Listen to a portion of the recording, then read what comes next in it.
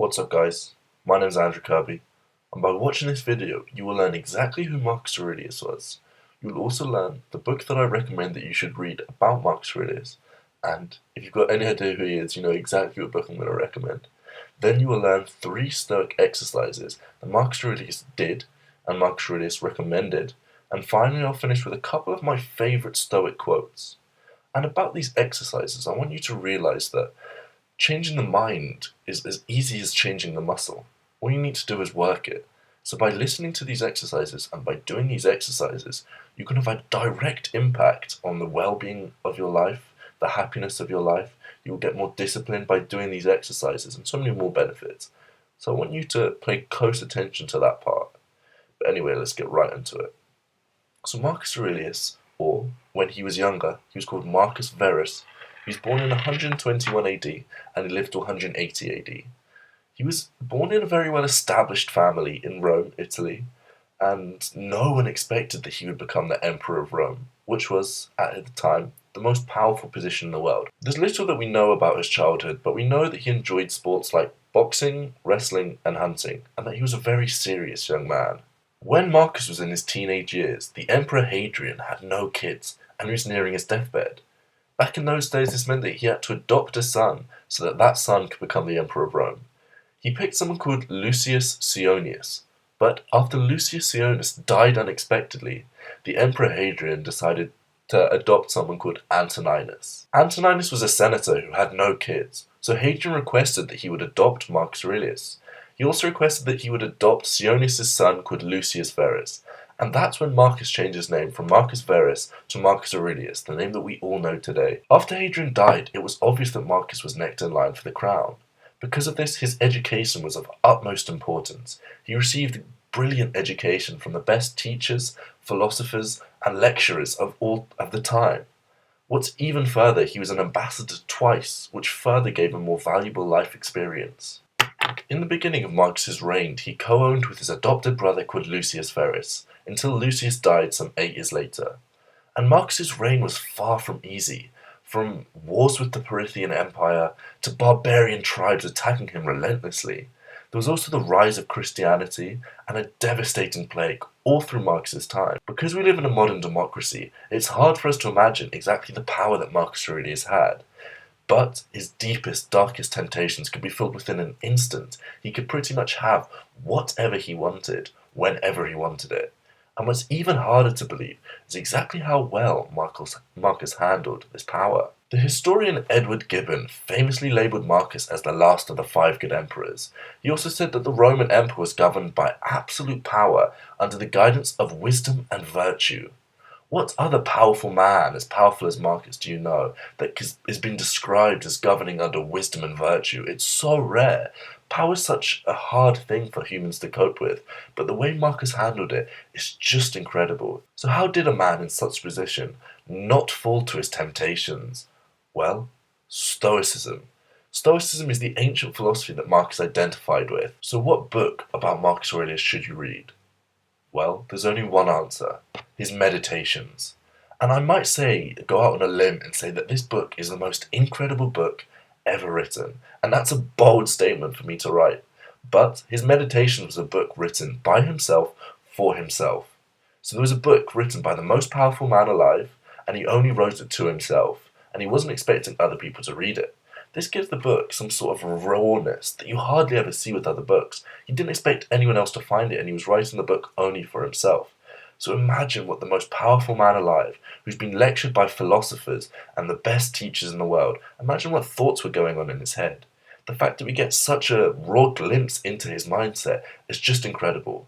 And there's countless amount of people that have read this book and their life's been completely changed. The amount of perspective changing things that he says in it is just unbelievable. Just go and read the reviews on Amazon. I've left the link in the description if you want to buy that book. So go down there and click the book if you want to read Meditations. I can't recommend it enough. The Hayes translation is probably the best translation. It's in the most easiest to understand English. There's no vowels or anything like that. And it's just such an incredible book, so click the link in the description. In Stoicism, there's this phrase that you should stop talking about what a good man should be, but you should be the good man. But how do you be the good man? You do Stoic exercises. So here are the 3 Stoic exercises that Marcus Aurelius did to make him such the incredible man that he is today. And I'm going to start off with a view from above. I'm tempted to go into this in more detail, but I've made a video about it specially, so click the link in the description, or if I work out how to do it, there should be a pop-up on the screen now that says a view from above. So click that video if you want to learn about a view from above. This is an exercise that will give you more perspective on life, and it will make you realize how small your problems actually are. So it's a good exercise for you to do. The next one is that you need to realize that everything has its price. And in this video, I talk about a phrase coming from the Stoic writings that you could be jealous of other people, say more popular people, or you could recognize that for them to be more popular, they had to spend more time talking to other people and more time talking about people they don't really care about. So understand that everything has its price, and it's up to you to decide which event, which exercise for you to do, which action for you to do, I should say, has the most value. And the third exercise is voluntary discomfort.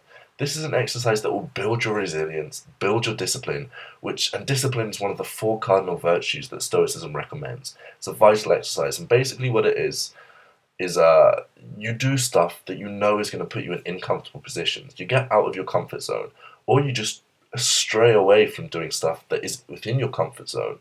So, for example, you could take a cold shower, or you could underdress for the cold weather, or something like that. But if you want to watch the full video on that, then there's a link on the screen, or click the link in the description.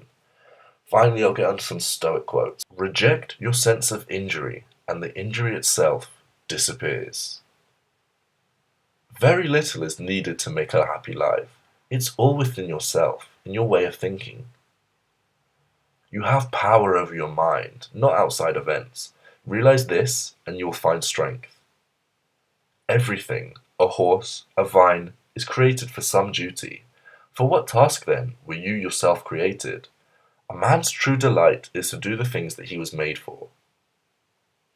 Every hour, focus your mind attentively on the performance of the task at hand, with dignity, human sympathy, benevolence, and freedom, and leave aside all other thoughts. You will achieve this if you perform each action as if it were your last. Today I shall be meeting with interference, ingratitude, insolence, disloyalty, ill will, and selfishness, all of them due to the offender's ignorance of what is good or evil. But for my part, I have long perceived the nature of good and its nobility, the nature of evil and its meanness, and also the nature of the culprit himself, who is my brother, not in a physical sense, but as a fellow creature similarly endowed with reason and a share of the divine. Therefore, none of those things can injure me, for nobody can implicate me in what is degrading. People try to get away from it all, to the country, to the beach, to the mountains. You always wish that you could too, but this is idiotic. You can get away from it any time you like, by going within. Nowhere you go is more peaceful, more free of interruptions than your own soul. How much time he gains who does not look to see what his neighbour says or does or thinks, but only at what he does himself to make it just and holy. If a cucumber is bitter, throw it away. There are briars in the road, turn aside from them. This is enough. Do not add, and why were such things made in the world? It's just popped up my screen that Paul Perkos has subscribed to the channel, so thanks for subscribing. But that's it from me, guys. I hope you'd enjoyed. If you've enjoyed, then hit the like button, and if you want to see more videos just like this one, then hit the subscribe button. I've made a video on who is Epictetus, and soon I'll be making a video on who is Seneca, the 3 of the best Stoics. But that's it from me, guys. I'll see you later.